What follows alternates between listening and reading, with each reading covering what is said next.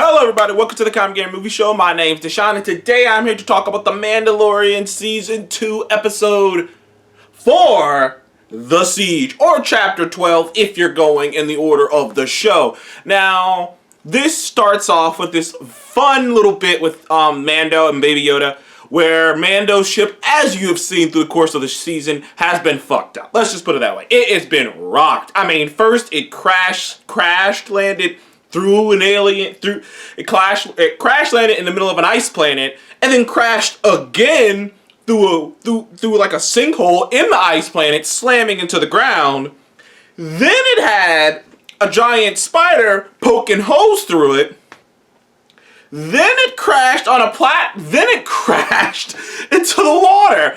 So like this ship has been through the ringer and it's limped, and as it turns out, the location that Mando was given in the last episode by Bo-Katan, yay, to go see Ahsoka Tano, which just made everyone go and just lose their shit. He's not going to be able to make it there because the ship is just fucked, which makes logical sense. Now, I know so many people are going to be angry because they wanted to see Ahsoka Tano in this episode immediately, but the same people who complained about that are the same exact people who are like, dude, there's no way this ship should be able to even still be moving, better yet, make it all the way to the destination. So they gave you what you wanted.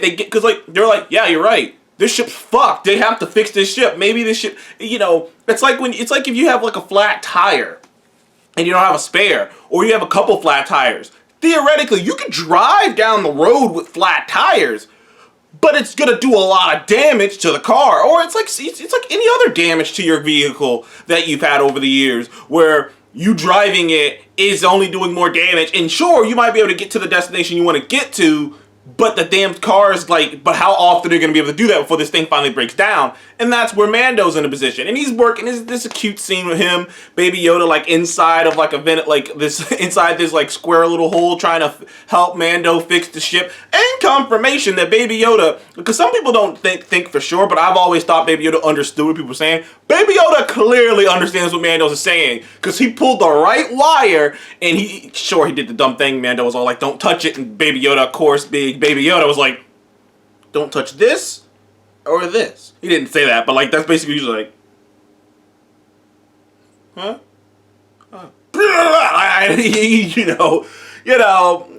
It got a little jolt to the system. But anyways, they end up having to go back to Navarro, and if you wonder what Navarro is, if you've been paying attention, that's where we last saw Greef Karga and Cara Dune. And this episode is directed by Carl Weathers.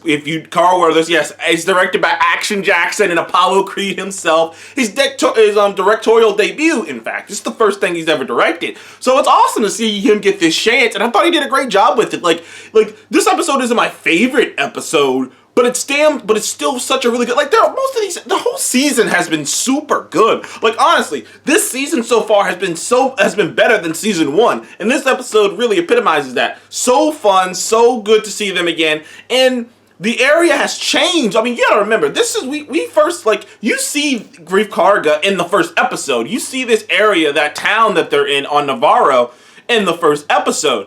And it's like, it's kind of dusty, it's rough. Creatures are getting killed, little creatures are getting killed.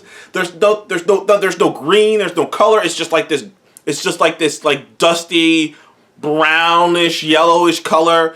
And there's criminals just walking all over the place, bounty hunters and stuff. And it's rough looking. It's like, it's kind of give off the vibe of the Western and the outlaw vibe.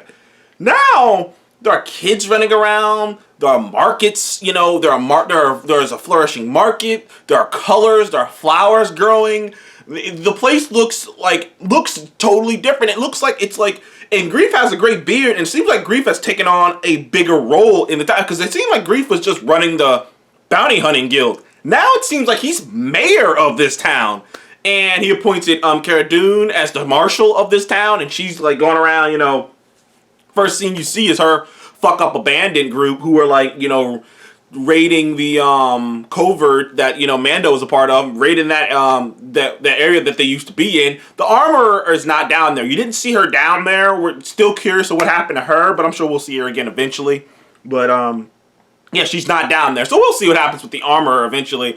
But yeah, So they're making the best of what they can do. And like they kind of, later on in the episode, they kind of show the area where it's like, yeah, basically most of the planet is safe. Like that area is safe because like that's basically been what they've been doing while Mando's been off, is making this planet safe. And Grief kind of tells Mando about how he wants to turn this planet into a trading hub, into like the big trading hub of the, you know, Outer Rim. Like he wants this to be a peaceful big trading hub of the Outer Rim. And he's well on his way to doing that. But first he needs Mando's help to destroy the remnants of the Empire, because they have a base there, and they don't know why they have a base there, but they say that that's how Moff Gideon was able to have so many stormtroopers in the town so quickly, is because they had a base on the planet, a hidden base on the planet that had a bunch of stormtroopers in it already. And in return for fixing Mando's ship, Mando agrees to help Grief deal with his problem. That fish dude from the first episode, that blue fish guy, shows back up. Turns out he's working for Grief. Ironically, he's working for Grief to work off his very long life sentence. I mean, they say something like that man's got like 300 years. Which I guess, I don't know his race, maybe they live a long time, but he's got like 300 years. And he's working it off for Grief. And of course, you know, he's fun because he's there for comic relief, and he does a great job. He actually does a really good job with the whole comic relief thing, because you're just like, yeah, he is way over his head. Someone pointed this out, and I do sort of agree. He kind of replaces C-3PO in the, he's kind of like a cool, like actually a better version of 3CPO, because, you know, because 3CPO is like, I shouldn't be here. I should be like translating stuff. Why am I here in these battles and stuff? And that's kind of how Horatio Sands, the actor from Saturday Night Live, who's playing the blue guy, that's kind of how his character is.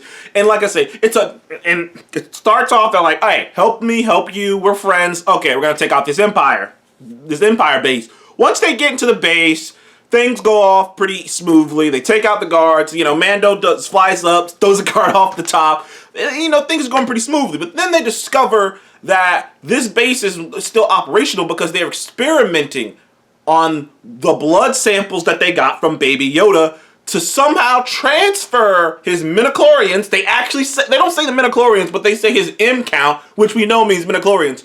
So find a way to transfer his midichlorians, you know, basically the thing that makes him have the ability to use the Force, into other beings. Which means they're trying to find a way to make an army of Force users under their control. Some people might take it as, this is the remnants, this is the setup for what happens in Force Rise of Skywalker with Snoke. But I don't think they're going to get into that here. I think that they're just trying to make an army of unstoppable killing machines. And this is also the scene where Mando realizes Moff Gideon isn't dead. Mando races off to get back to the school, because I forgot to tell you, they left Baby Yoda in a school, which is a pretty cool environment. He has this whole exchange with this kid who, you know, he wanted this kid's snack, and the kid said no, and Baby Yoda just took the shit. It's Baby Yoda. Mando's racing back to go get Baby Yoda because, you know, he thinks Baby Yoda's under attack. Meanwhile, Cara Dune, Fishman, and goddamn Grief are making their daring escape. They jump into, I can't remember the name of that vehicle, but it's a vehicle that's been around for quite a while in Star Wars. They jump off the bridge, and there's this cool sequence. All the special effects in this look fantastic. The stormtroopers coming after them in speeder bikes. There's this awesome chase through the what's the word I'm looking for? Okay, let's just say it's an awesome chase sequence. This is awesome chase sequence, and you know, Grief's on the guns trying to shoot the speeder bikes, and like at one point, Cara Dune just smashes one speeder bike. It was a whole cool sequence, and then they get chased by TIE fighters, and they're doing their best to dodge him. He's doing his best to shoot him. He shoots one, and they do this trick a lot in all different versions. Is when you take out the thing you're trying to take out, only for it to crash into you, and that's what happened there. Mando shows up in the Razor Crest looking shiny, takes out everybody using his badass pilot skills, and he takes off to go, and he tells them, I'll see you later. I'll see you guys again. Thanks for the repairs. I gotta go. I can't stay. I gotta go take this kid to the Jedi. And he takes off. And that's pretty much the episode. Then you get a nice glimpse of fucking Moff Gideon on a Star Destroyer. And it looks like it was a Star Destroyer. And he's just...